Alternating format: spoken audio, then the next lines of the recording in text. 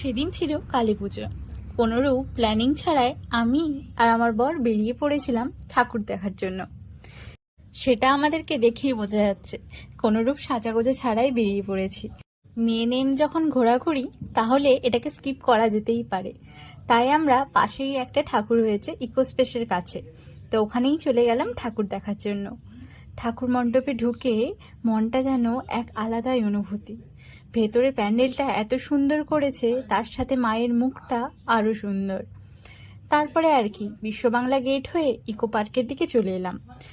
মনে পড়ে গেল ইকো পার্ক থানাতেও তো পুজো হচ্ছে, তাই একবার থানাতে চলে গেলাম। সেখানে দেখলাম ধুমধাম করে পুজো হচ্ছে। ঠাকুরকে দর্শন করে আর প্রণাম করে বেরিয়ে পড়লাম বাড়ির উদ্দেশ্যে।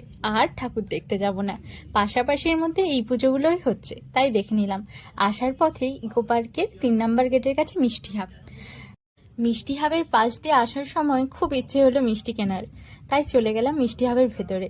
সেখানে গিয়ে এই গাঙ্গুরাম থেকে কিছু পছন্দের মিষ্টি কিনে নিলাম।